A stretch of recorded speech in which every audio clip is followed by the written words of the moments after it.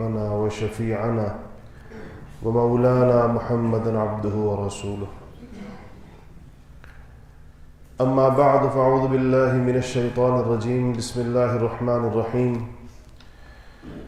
قال الله سبحانه وتعالى: يا أيها الذين آمنوا اصبروا وصابروا ورابطوا واتقوا الله لعلكم تفلحون. صدق اللہ العظیم. میرے محترم بھائیوں اور دوستوں، سورہ آل عمران کی آخری آیت میں نے آپ کے سامنے پڑھی ہے، جس میں اللہ جل شانہ نے فرمایا ہے کہ یا ایھا الذین آمنوا اصبروا ورابطوا وصابروا ورابطوا واتقوا اللہ لعلکم تفلحون. مفسرین نے لکھا ہے کہ اس آخری آیت میں پوری سورت کا خلاصہ بیان کر دیا گیا، اور یہ سورت قرآن پاک کی طویل صورتوں میں سے، جو سب سے لمبی صورتیں ہیں قرآن پاک کی، ان میں سے ایک سورہ آل عمران بھی ہے. اور یہ سورت کے مضامین اگر آپ دیکھیں گے تو اس میں کفار کے ساتھ مسلمانوں کے مقابلے، مختلف جنگیں اور اس کے نتائج، اللہ جل شانہ کی مدد، نصرت اور اس کی تائید، مسلمانوں کا طرز عمل اور نصرت الہی کا باعث بننے والی چیزیں، اللہ تعالیٰ کی مدد رخصت کر دینے والی اور اٹھا دینے والے اعمال، ان سب چیزوں کا بیان آپ کو سورہ آل عمران میں ملے گا، اور اس کے ساتھ بنی اسرائیل کا طرز عمل اور اللہ جل شانہ کی ان سے ناراضگی کے اسباب. تو قرآن پاک تو ہمارے لیے ایک ایسی کتاب ہے جو ہر قسم کے حالات میں کھول کر رہنمائی لینے کی چیز ہے، کہ انسان پر انفرادی، ذاتی یا نجی زندگی کے اندر بھی کوئی حال آ جائے، کوئی مشکل آ جائے، کوئی مرحلہ آ جائے، تو قرآن اس کی رہنمائی کرتا آیا ہی اس لیے. اور قوموں پر بھی جب مختلف احوال آ جائیں تو اللہ جل شانہ ہر مرحلے کے لیے انسانیت کو جو پیغام دینا ہوتا ہے اور مسلمانوں کو جو کچھ بتانا ہوتا ہے قرآن پاک میں بتاتے ہیں. پچھلے 2-3 دن ہمارے ملک میں بڑے ہیجان خیز گزرے، اور ذرائع ابلاغ کی تیز رفتاری کی وجہ سے وہ چیزیں جو پہلے لوگوں کو ہفتوں میں پتہ چلتی تھیں، دنوں بعد پتہ چلتی تھیں، وہ اب سیکنڈوں اور لمحوں میں پتہ چل رہی ہوتی.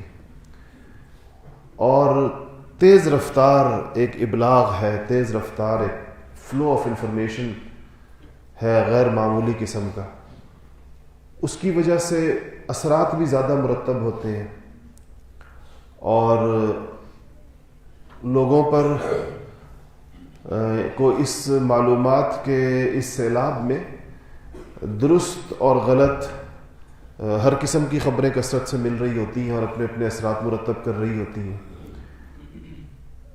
خبر کی دنیا کو ایک سائنس بنا دیا گیا ہے، اور خبر لکھنے کا ڈھنگ یا نشر کرنے کا طریقہ اور اس سے جو اثرات مرتب ہو سکتے ہیں، اس پر بڑی محنت ہوتی ہے. کبھی آپ کا اس دنیا کے لوگوں سے واسطہ پڑے تو آپ کو پتہ چلے گا کہ ایک ہی بات کو بیان کرنے کے کتنے طریقے ہو سکتے ہیں، اور ہر طریقے کا کیا اثر ہوتا ہے جو مرتب ہوتا ہے. اس پر بڑا غور کیا جاتا ہے اور بڑا سوچ سمجھ کر اس کے عنوانات کا انتخاب کیا جاتا ہے. مسلمانوں کے پاس ایسی صورت میں قرآن پاک سب سے بڑی رہنمائی کی چیز ہے، اور نبی کریم صلی اللہ علیہ وسلم کے مبارک ارشادات ایسے موقعوں پر بڑی ہی تسلی کا باعث بنتے ہیں۔ یہ جو آیت میں نے آپ کے سامنے پڑھی، اس میں اللہ جل شانہ نے مسلمانوں کو فلاح کے لیے، فلاح کہتے ہیں ایک بڑی ہی باعزت زندگی کو، ایک بڑی ہی کامیاب زندگی کو، ایک برکتوں، سعادتوں اور رحمتوں والی زندگی کو، اور اللہ تعالیٰ کی رضا والی موت کو، وہ زندگی جو اپنے اندر تمام برکتیں، سعادتیں، رحمتیں رکھتی ہو، اور جب وہ اختتام پذیر ہو تو اللہ جل شانہ کی رضامندی پر اختتام پذیر ہو، اللہ جل شانہ اس انسان سے اور اس کی زندگی سے اللہ پاک خوش ہو، اس کو فلاح کہتے ہیں۔ تو اس آیت میں ہمیں 4 چیزیں بتائی گئی ہیں جس کا فلاح کے ساتھ براہ راست تعلق ہے، اور چاروں بظاہر 4 الفاظ ہیں، جس طرح میں نے بتایا۔ ایک لفظ ہے اسبرو، ایک ہے صابرو، ایک ہے رابطو، اور ایک ہے اتقو۔ 4 لفظ ہیں، 4 اوامر ہیں، لیکن یہ 4 الفاظ اپنے اندر ایک جہاں سموئے ہوئے ہیں معنی اور مفہوم کا۔ پہلی بات جو اس میں ارشاد فرمائی گئی، کہا یا ایھا الذین آمنوا اصبروا، اصبروا، صبر کرو۔ صبر پر یہاں ہم نے بہت دفعہ گفتگو کی ہے اور بڑی تفصیل کے ساتھ کی ہے۔ ہمارے ہاں اردو میں صبر کا مفہوم تھوڑا محدود اور مختصر سا ہے۔ ہم صرف تکلیف پر صبر کرنے کو، کسی مصیبت پر صبر کرنے کو، کسی آزمائش پہ صبر کرنے کو صبر کہتے ہیں۔ ہمارا اردو کا محاورہ ہی ایسا ہے، اس میں اس جو لفظ کے اندر جو وسعت ہے اس کو ہم نے تھوڑا سمیٹ دیا ہے۔ عربی میں اور پھر خاص طور پر شریعت کی اصطلاح میں صبر کا مفہوم بہت وسیع ہے، جس کا خلاصہ اگر میں آپ کو بیان کروں تو وہ تین چیزیں ہیں۔ ایک مصیبت پر صبر ہے، بالکل یہ بھی اس کا مفہوم اور اس کا معنی ہے کہ انسان کو مصائب کے اوپر، مشکلات کے اوپر، تکلیفوں کے اوپر اس کو صبر کرنا چاہیے۔ ایک انسان کے اندر جو جذبات پیدا ہوتے ہیں مختلف قسم کے، مثلا انسان کے اندر اللہ پاک نے غصے کی کیفیت رکھی ہے، ایک اندرونی جذبہ، اور انسان کے اندر اللہ جل شانہ نے خواہشات رکھی ہیں، یہ بھی اس کے اندرونی جذبے ہیں۔ اپنے ان اندرونی جذبات کا مقابلہ کرنا اور ان کو حدود شریعت سے باہر نہ نکلنے دینا، یہ بھی صبر کہلاتا ہے۔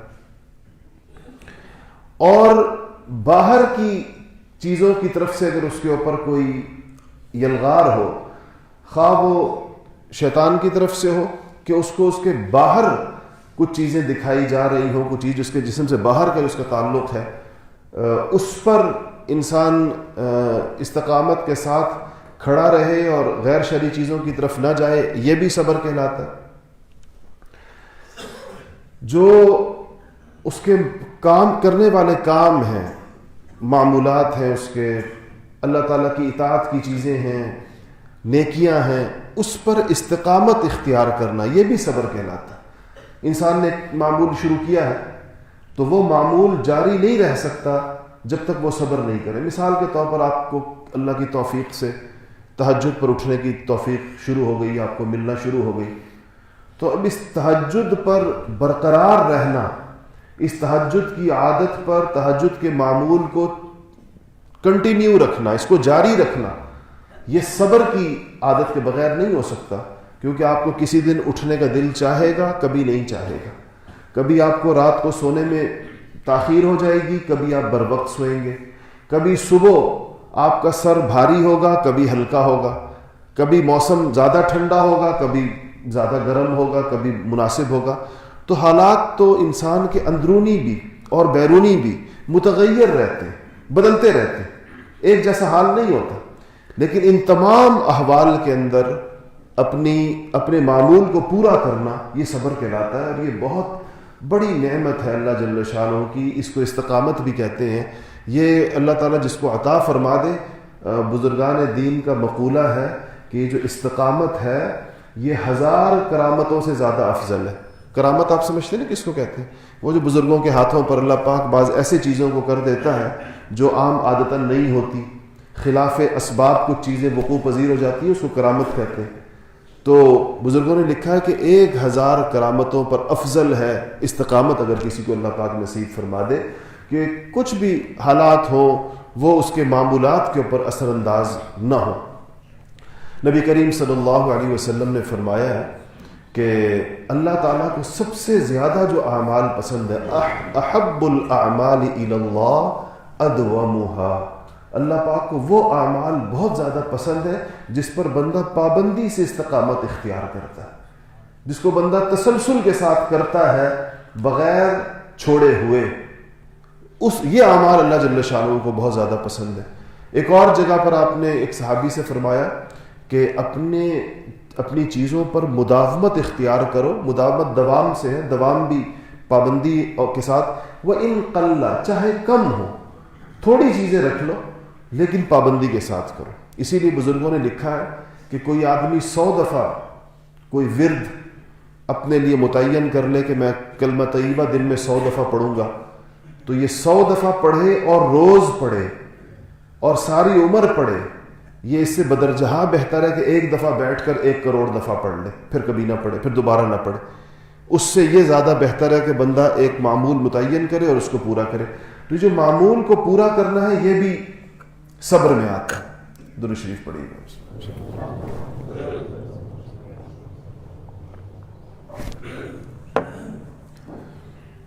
تو اس آیت میں ایک تو مسلمانوں سے کہا گیا ہے کہ صبر کرو، اور صبر کی تمام چیزیں اس میں داخل ہیں.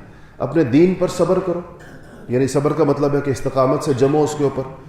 شریعت مطہرہ پر صبر کرو، حالات پر صبر کرو، اندرونی جذبات کے اندر صبر کا معاملہ کرو. یہ صبر میں سب کچھ آ گیا. اگلا لفظ ہے وہ صابرو. صابرو بھی صبر سے ہی نکلا ہوا ہے، اور یہ صابرو دشمن کے مقابلے میں استقامت اختیار کرنے کو کہتے ہیں. اور حدیث شریف میں دشمن کے مقابلے میں استقامت کو، بہادری کو، حوصلے کو اور اس موقع کے اوپر ڈٹ کر کھڑے ہونے کو، اس کی بڑی ترغیب آئی ہے اور بے شمار احادیث اس پر موجود ہے. قرآن کی بھی بہت سی آیتیں. جا بجا اللہ جل شانہ نے فرمایا کہ پیٹھ مت دکھاؤ، بھاگو مت، اور افراتفری مت پھیلاؤ، اور مسلمانوں کے درمیان ایسے حالات مت پیدا کرو جس سے لوگوں کے حوصلے پست ہو. نبی کریم صلی اللہ علیہ وسلم نے بعض صحابہ کو بڑے اہتمام سے کچھ نصیحتیں فرمائی ہیں، اور ان نصیحتوں کو ان صحابہ نے بڑے اہتمام سے روایت بھی کیا. خاص طور پر جو نصیحتیں کسی کو اکیلے میں کی ہیں اس کو حضرات صحابہ پوری کیفیت کے ساتھ ذکر کرتے ہیں. کوئی کہتے ہیں کہ میرا ہاتھ پکڑ کے رسول اللہ صلی اللہ علیہ وسلم نے مجھے یہ فرمایا. کوئی کہتے ہیں نبی کریم صلی اللہ علیہ وسلم نے مجھے 10 باتیں ارشاد فرمائیں. کوئی کہتے ہیں نبی کریم صلی اللہ علیہ وسلم نے مجھے 7 باتیں فرمائیں. ایسے ان کے لوح دل کے اوپر وہ نصیحتیں نقش تھیں کہ نہ انہوں نے اس وقت اس کا کوئی نوٹ لیا تھا، نہ انہوں نے اس کو اپنی ڈائری میں نوٹ کیا تھا، نہ انہوں نے اس کو کوئی یاد کرنے کا ایسا، لیکن یاد ان کو رہیں ساری عمر. اور جتنے بھی لوگوں کو جب بھی بیان کیا ان حضرات نے تو ایک ہی الفاظ کے اندر کیا، چاہے وہ عمر کے اپنے ابتدائی حصے میں بیان کیا یا درمیانی حصے میں کیا یا آخری حصے میں کیا، ایک بندے سے کیا یا مجمع سے کیا، انہی الفاظ میں حضرات صحابہ ان نصائح کو بیان فرماتے ہیں. حضرت معاذ رضی اللہ تعالیٰ عنہ فرماتے ہیں کہ مجھے میرے حبیب محمد مصطفیٰ صلی اللہ علیہ وسلم نے 10 نصیحتیں فرمائیں. وہ 10 کی 10 نصیحتیں بہت عجیب و غریب ہیں، بڑی شاندار ہیں، اور بڑے اس کے الفاظ کا چناؤ بڑا زبردست ہے. لیکن اس پر ہم کبھی انشاءاللہ الگ سے بات کریں گے. آج اس میں سے صرف ایک نصیحت جو ہمارے اس موضوع سے براہ راست متعلق، وہ 6 نمبر، ان 10 نصیحتوں میں سے وہ 6 نمبر کے اوپر ہے، جس میں آقا علیہ الصلوۃ والسلام نے حضرت معاذ سے فرمایا کہ وَإِيَّاكَ وَالْفَرَارَ مِنَ الزَّحْفِ وَإِنْ هَلَكَ النَّاسِ.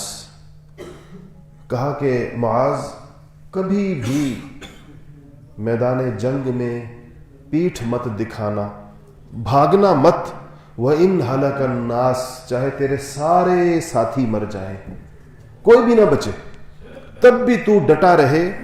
یہ تیرا مزاج اور تیری طبیعت ایسی ہے. اور یہ جو زحف میں یعنی جنگ میں اور لڑائی میں جو فرار ہے, یہ کبیرہ ترین گناہوں میں سے کہا گیا جب آ جائے تو.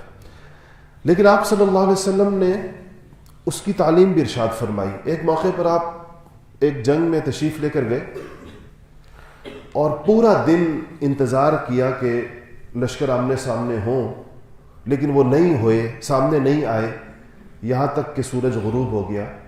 تو آپ نے صحابہ سے فرمایا کہ جنگ مانگو مت, اللہ تعالیٰ سے عافیت مانگو. اللہ تعالیٰ سے کیا مانگو؟ عافیت مانگو. جنگ مت مانگو اللہ پاک سے, لیکن جب آ جائے تو پھر ڈٹ جاؤ. اگر آ جائے تمہارے اوپر مسلط کر دی جائے, پھر بزدلی کا کوئی رستہ نہیں, پھر مسلمان کے پاس پیٹھ پھیرنے والی کوئی چیز نہیں. ویسے حکم یہ ہے کہ عافیت مانگو اللہ جل شانہ سے. تو وہ صابروں میں دشمن کے مقابلے میں اللہ جل شانہ نے یہ کہا کہ انسان میں ایک پوری استقامت کے ساتھ اپنی پوزیشن کے اوپر کھڑا ہونا. تیسری بات فرمائی وہ رابطو ربط الخیل سے ہے یہ لفظ, اور یہ قرآن میں اس سے ملتی جلتی آیت وَأَعِدُّوا لَهُم مَّا اسْتَطَعْتُم مِّن قُوَّةٍ وَمِن رِّبَاطِ الْخَيْلِ, رباط وہی لفظ ہے, تُرْهِبُونَ بِهِ عَدُوَّ اللَّهِ وَعَدُوَّكُمْ. رباط کہتے ہیں اسلامی سرحدوں کی حفاظت کے لیے چاق و چوبند رہنا. سرحدات اسلامیہ کی, اسلامی ملکوں کی جو سرحدیں ہیں اس کی حفاظت کے لیے چاق و چوبند رہنا, اس کو رباط کہتے ہیں. سیدنا عمر فاروق رضی اللہ تعالی عنہ نے فتح مصر کے بعد یا قادسی, مجھے موقع اس کا پورا ذہن میں نہیں ہے کہ کس موقع پر آپ نے ایک موقع پر صحابہ کو اپنے لشکر کو ایک پیغام بھیجا تھا, اور وہ پیغام یہ تھا کہ فتح ہو گئی تھی, بہت بڑے پیمانے کے اوپر فتح ہو گئی. تو آپ نے فرمایا کہ انتم فی الرباط دائمون, یاد رکھو کہ تم لوگ ان سرحدات کی حفاظت کے لیے ہمیشہ اس طرح اپنے آپ کو محسوس کرو جیسے تم حالت جنگ کے اندر ہو. مطلب یہ تھا کہ تم لوگ ایزی نہ ہو جاؤ کہ فتح ہو گئی ہے اب تو بول بالا ہو گیا ایک طرح سے, بلکہ اس کی حفاظت کے لیے چاق و چوبند رہو. اور اس پر آپ کی اور نصائح بھی تھی, جن میں سے ایک یہ تھا کہ دھوپ میں رہنے سے اور یعنی دھوپ کو برداشت کرنے کی صلاحیت اپنے اندر بڑھاؤ اور قائم رکھو. ان کو اس بات سے, سیدنا عمر فاروق رضی اللہ تعالیٰ عنہ کو ہمیشہ اس بات کا بڑا خیال رہا کہ مسلمانوں میں عیش پرستی اور عیش کوشی کی زندگی نہ آنے پائے, اور ایسا نہ ہو کہ یہ ڈھیلے ہو جائیں کسی بھی اعتبار سے, چاہے وہ جنگ کے میدان تھے یا وہ معیشت کے میدان تھے. دونوں جگہوں پر سیدنا عمر فاروق رضی اللہ تعالیٰ عنہ کے جو نصائح ہیں امت مسلمہ کو, اس میں ان کو یہ کہا ہے کہ وہ مستعد رہیں اور وہ ہر وقت چاق و چوبند رہیں, وہ ہوشیار رہیں. اسی لیے اگر آپ کبھی احادیث میں وہ ابواب دیکھیں جو مسلمان ملکوں کی سرحدوں کی حفاظت کے فضائل میں ہیں, تو اس میں حیران کن فضیلتیں اللہ جل شانہ نے بیان فرمائی. ایک حدیث میں ہے کہ ایک رات جو مسلمان اسلامی سرحد کی حفاظت کے لیے جاگا, ایک رات اگر وہ صرف جاگا, تو یہ ایک رات کا جاگنا 1 سال کے روزوں اور نمازوں سے افضل ہے. دوسرا بندہ 1 سال روزے رکھے, ایک دوسری جگہ 1000 سال کا ذکر ہے کہ 1000 سال کی عبادت سے افضل ہے ایک رات کا جاگنا اس سرحد کی حفاظت پر جس کے پیچھے مسلمان رہتے ہوں اور جو مسلمانوں کی سرزمین ہو, اس کو کفار کے نرغے سے بچانے کے لیے. اور یہ جو اسلامی سرزمین کو اتنا تقدس حاصل ہوتا ہے, اس کی 2 وجہ ہیں. اس کی ایک وجہ یہ ہے کہ اس میں مسلمانوں کو عبادات کی, اللہ تعالیٰ کی اطاعت کی, اللہ جل شانہ کے احکام کے مطابق زندگی گزارنے کی آزادی حاصل ہوتی ہے.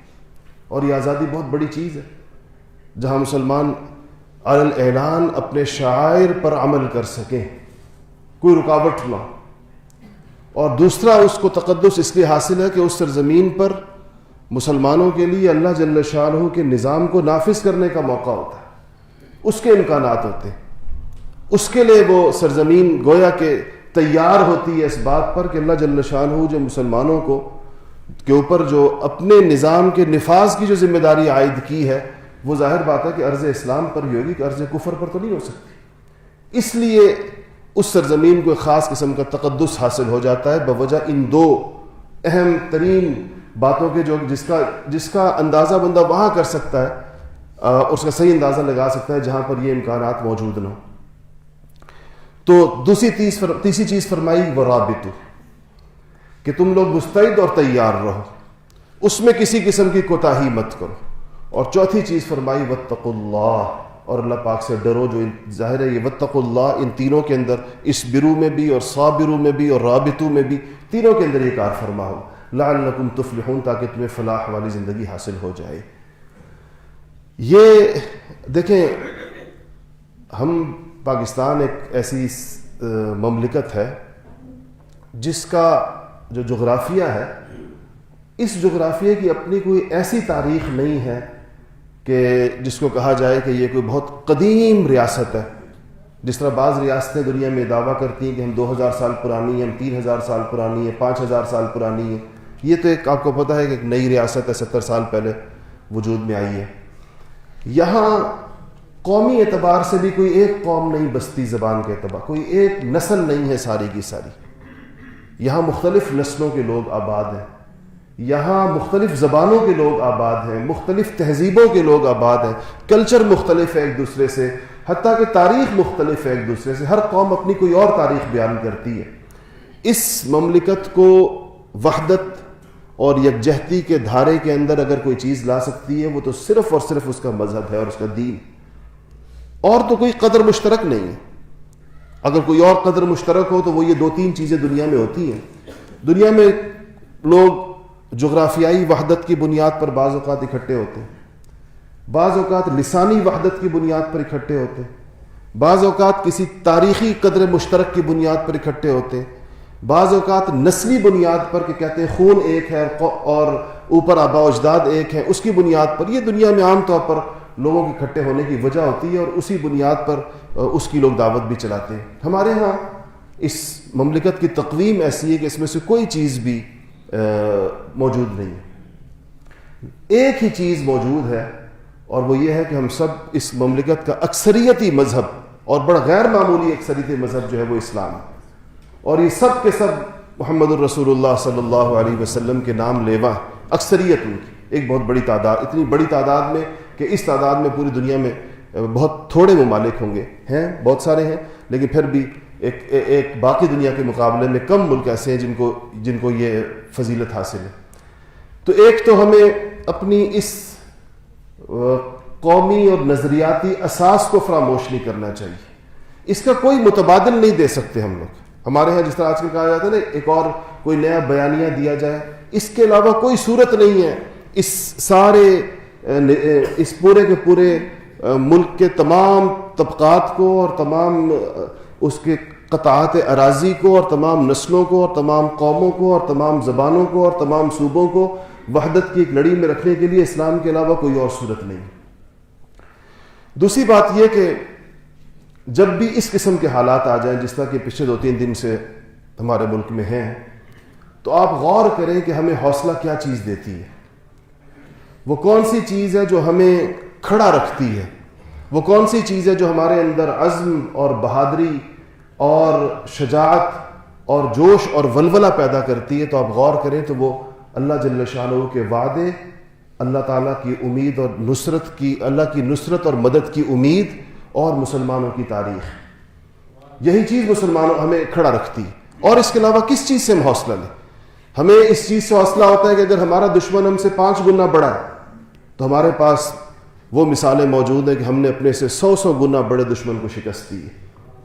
اگر ہمارے پاس یہ خیال آتا ہے کہ ہمارے دشمن کے وسائل ہم سے زیادہ ہیں، تو ہمیں صحابہ کی وہ فقر کی جنگیں اور غزوات یاد آتی ہیں جس کے اندر جو تھوڑے بہت مال کے ساتھ اہل ایمان جب کفر کے مقابلے میں صف آرا ہوئے تو انہوں نے صفوں کی صفیں الٹ دی.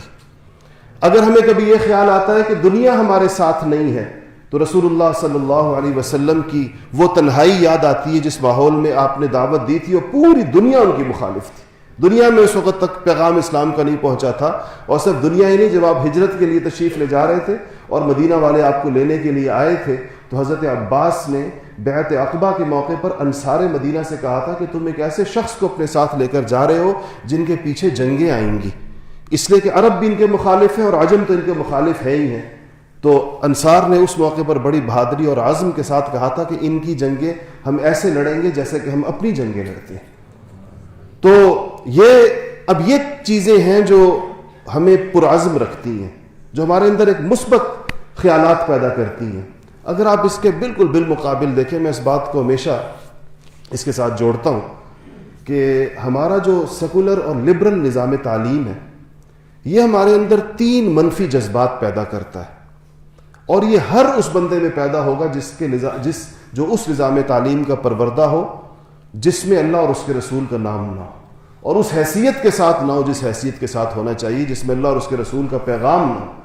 پہلی چیز یہ ہے کہ اس نظام تعلیم کی جو پروڈکٹ ہوگی, جو اس کا نتیجہ ہوگا, وہ شخص, اس کے ذہن میں پہلی چیز یہ ہوگی کہ وہ اپنے ماضی سے بے خبر ہوگا. ہمیں ہمارے ماضی سے لا تعلق کر دیا گیا ہے, بلکہ اب اپنا ماضی کی جتنی باتیں ہمیں معلوم ہیں اگر آپ غور کریں تو وہ تضحیک, استہزاء اور ایک قسم کی, جس کو کہنا چاہیے کہ ان لوگوں کے ہنسنے اور ٹھٹھے لگانے کی چیز ہے, بلکہ تمام اعتقادات اسلامی ہیں. میں کبھی دیکھتا ہوں کہ وہ چیزیں جن کا قرآن و سنت میں باقاعدہ بڑے عظمت کے ساتھ ذکر ہے وہ ہمارے ہاں مذاق کی چیزیں بن گئی ہیں. مثال کے طور پر تصور حور ہے, حور ایک قرآن میں اس کا ذکر ہے, احادیث میں ذکر ہے, اللہ پاک نے اس کا تذکرہ کیا ہے, حدیثوں میں اس کا ذکر آیا. ہمارے ہاں اگر آپ غور کریں گے تو معاشرے میں, اور خاص طور پر سوشل میڈیا, چونکہ ہم ان چیزوں کو دیکھتے ہیں, اس کو ایک مذاق کی چیز بنا لیا گیا, گویا کہ یہ کوئی مسلمانوں کی کوئی عیاش فطرت کی عکاسی ہو رہی ہے اس کے ذریعے سے, اور یہ باتیں ہوتی بھی. اسی طرح آخرت کی جتنی چیزیں جو مراحل آخرت کے بارے میں آئے ہیں ان کو, وہ بھی ہمارے لطیفوں کا اور ہماری خود مسلمانوں کے اندر ایک ہمارے ٹھٹھے اور مخول کی چیز ہے. تو پہلی چیز یہ میں ان کا اس ذہن میں پیدا ہوتی ہے کہ اپنے ماضی سے بے خبری, اپنی تاریخ سے نابلد. آج ہم کتنا واقف ہے اپنی تاریخ سے؟ آج ہمیں حضرات صحابہ کی غزوات کا, حضرات صحابہ کے واقعات کا, پھر 1400 سالہ اسلامی تاریخ کا ہمارے ذہن میں کیا نقشہ اس کا موجود ہے؟ اگر ہے تو منفی نقشہ ہے.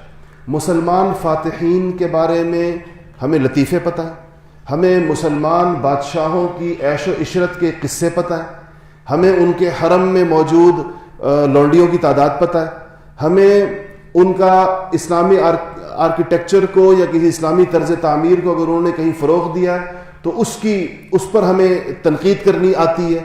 یہی صرف ہماری معلومات ہے تاریخ, ایک یک طرفہ کیسٹ جس سے پتہ چلتا ہے گویا 1400 سالوں میں مسلمانوں نے کبھی کوئی عروج کا دور دیکھا ہی نہیں, اور کبھی مسلمانوں کی اجتماعی زندگی قابل رشک رہی نہیں ہے. اور بادشاہوں کے قتل و غارت کے واقعات, ان کے داخلی خلفشار, یہ ایک عمومی تصویر ہے جو آج ہمارے ہاں مسلمانوں کے ماضی کے حوالے سے پڑھائی جاتی ہے. باقاعدہ تعلیم کا حصہ ہے. ہمارے بچوں کا ذہن ایسے خود بخود نہیں بنایا گیا ہے باقاعدہ, یہ اپنے ماضی سے لا تعلق کرنے کے, اپنے ماضی پر شرمسار کرنے کے لیے, اپنے ماضی سے ان کا رشتہ توڑنے کے لیے. تو ایک تو صحیح ماضی سے بے خبری ہے, اور غلط ماضی کی ایک غلط انٹرپریٹیشن وہ ذہن کے اندر ڈالی گئی ہے. یہ ایک پہلی چیز ہے جس کا تعلق ماضی سے. ہمارے لبرل نظام تعلیم کا جو فاضل ہوگا اس کی دوسری چیز یہ ہے کہ وہ اپنے حال سے متنفر ہوگا. اس کو مسلمانوں کی کمیاں, کوتاہیاں, نالائقیاں, نااہلیاں نوک زبان پر ہوں گی, اور مسلمانوں کے اندر موجود خوبیوں سے وہ قطعا ناواقف ہوگا. اس امت میں جو خیر الامم ہے, جس کو اللہ نے فرمایا, جس کو امت وسط کہا ہے اللہ پاک نے, جس کو نبی کریم صلی اللہ علیہ وسلم نے اپنی امت قرار دیا ہے, وہ اس کی کسی خوبی کا ذکر نہیں کرے گا. اس کی کوئی خوبی اس کو معلوم نہیں ہوگی, اس کو صرف اس کی برائیوں کی فہرست معلوم ہوگی. اس کی کمیاں اور کوتاہیاں اس کو گن گن کر جیسے کسی نے یاد کرائی ہوں تم میں یہ خرابی بھی ہے، یہ خرابی بھی ہے، یہ خرابی بھی ہے، یہ خرابی بھی ہے. مطلب یہ کہ تم جو امت اسلامیہ ہو تم دنیا میں خرابیوں کا مجموعہ ہو. اگر فرض کیجئے مان لیں اس مقدمے کو تھوڑی دیر کے لیے کہ امت مسلمہ خرابیوں اور نالائکیوں کا مجموعہ ہو گئی اور امت کفریہ جو ہے وہ تو کفر پر کھڑی اور اللہ اور اس کے رسول کو نہیں مانتی، تو دین کہاں ہے پھر اس امت میں؟ اسلام کدھر ہے؟ قرآن کدھر ہے؟ وہ جو کہا گیا ہے کہ قیامت تک لوگوں کو ہدایت کے مواقع میسر رہیں گے، وہ عملی شکل میں کدھر ہے کسی بھی طور پر؟ اس کا مطلب یہ نہیں کہ میں یہ نہیں کہتا کہ ہم امت میں کوئی خرابی نہیں ہے، نہ میں کہتا ہوں ہم لوگ اس ذکر کرتے رہتے ہیں، اپنے معاشرے کے مسائل کا ذکر بھی کرتے ہیں، اس کے جو اصلاح طلب پہلو ہے اس کا بھی ذکر کرتے ہیں، مگر یہ جو تنفر ہے امت سے، متنفر ہونا اور متنفر کرنا اور اس کے ذکر میں ایک خاص قسم کا استہزاء، استخفاف، ایک ہلکا پن اور ایک اس کی کسی بھی خوبی کو تسلیم نہ کرنا، یہ ہمارے لبرل مائنڈ سیٹ کا نتیجہ ہے جو ہمارے ہاں پیدا کیا گیا.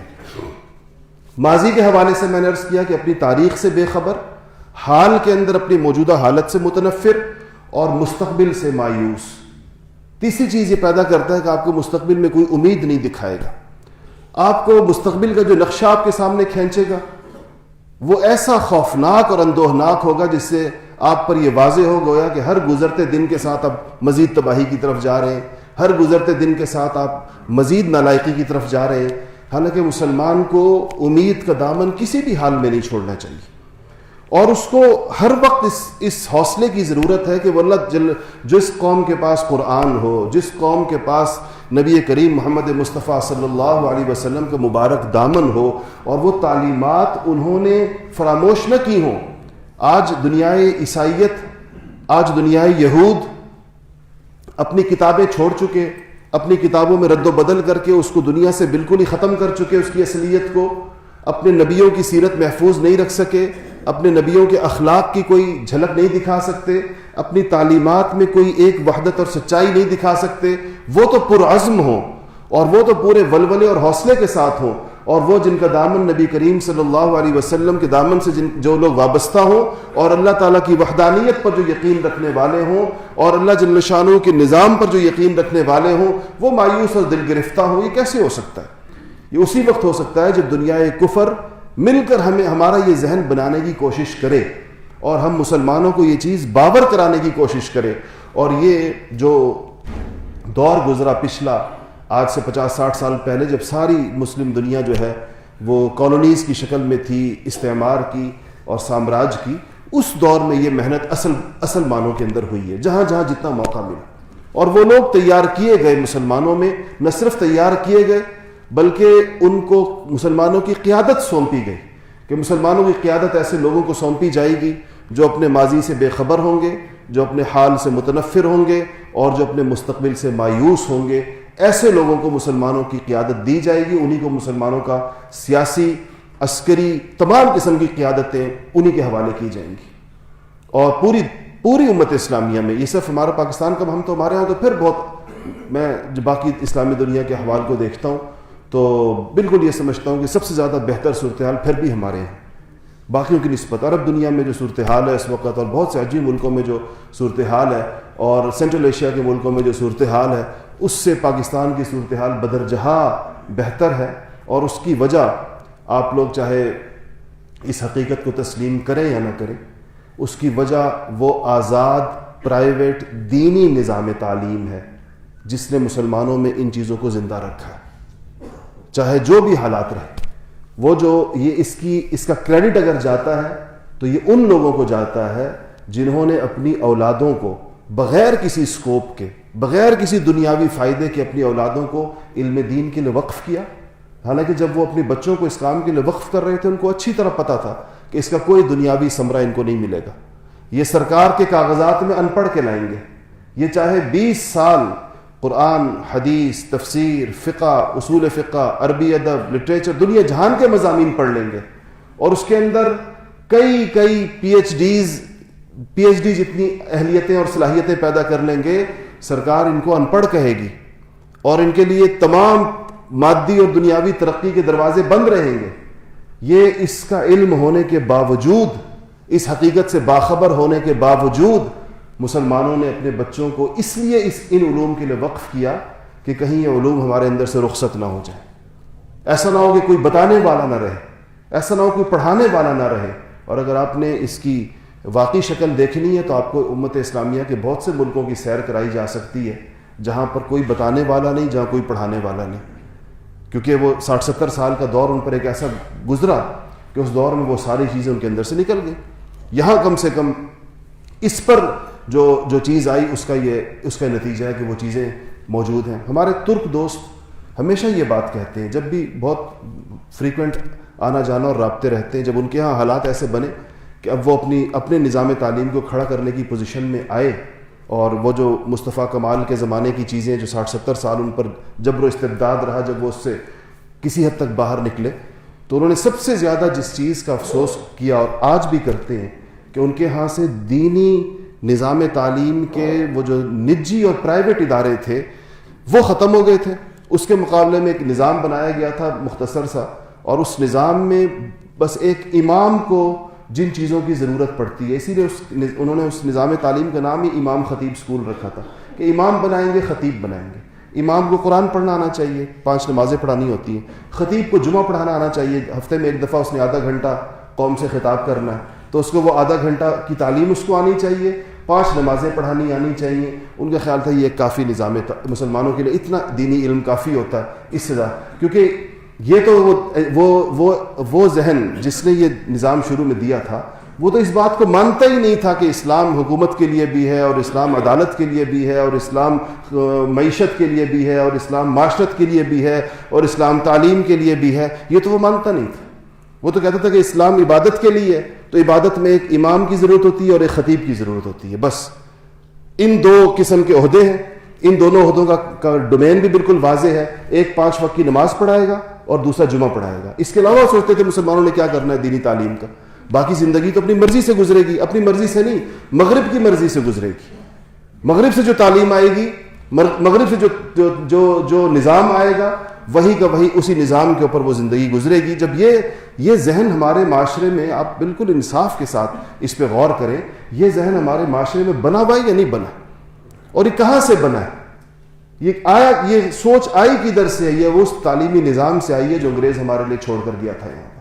اس میں ہمیں یہ بتایا گیا تھا. تو اس لیے جب ہم اس مملکت کے دفاع کی بات کرتے ہیں اور ہم جب اللہ جل شانہ کی مدد اور نصرت مانگتے ہیں تو اس کی یہ بنیادیں یہ ہیں. پہلی چیز یہ کہ ہم یہ سمجھتے ہیں کہ اللہ کے نام پر بنی, اور اس وقت جب یہ ملک بن رہا تھا تو اللہ تعالیٰ کے نام پر لا الہ الا اللہ پر اس کو بنایا جا رہا تھا, کہا یہ جا رہا تھا, یہی کہا گیا تھا. دوسرا, آج اس کے اندر مسلمانوں کو اسلام پر عمل کرنے کی آزادی ہے. مسلمان اسلام پر عمل کرنا چاہیں, تعلیم تعلم اس کی آزادی. تیسرا یہ کہ اس کے دستور میں یہ وعدہ کیا گیا ہے کہ اس ملک میں اللہ تعالیٰ کا نظام ہوگا, اور یہ ملک جو ہے وہ قرآن و سنت کے خلاف کسی قسم کے کوئی قوانین اس ملک کے اندر نہیں ہوں گے. یہ ایک وہ دستوری وعدہ ہے جو اس ملک کے قانون میں لکھا گیا ہے. یہ وہ چیزیں ہیں جو مسلمانوں کو پر امید کرتی ہیں اور مسلمانوں کو کھڑا رکھتی ہیں, اور مسلمانوں کو ایک حسن ظن اس فراہم کرتی ہیں. یہ ہماری اصل بنیاد ہے.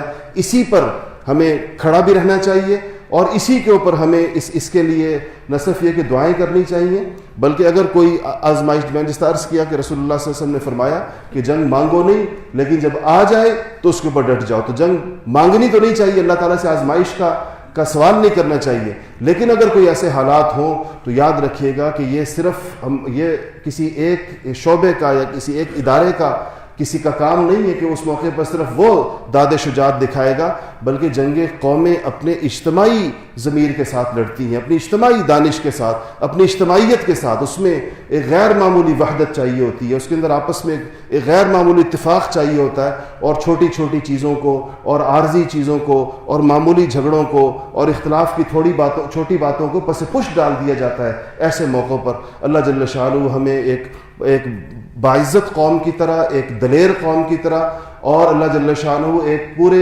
عزم کے ساتھ کھڑی ہوئی قوم کی طرح تمام آزمائشوں کا مقابلہ کرنے کی توفیق نصیب فرمائے, اور عافیت اور امن والا معاملہ اللہ پاک ہمارے لیے پسند فرمائے. وآخر دعوانا الحمدللہ رب العالمین.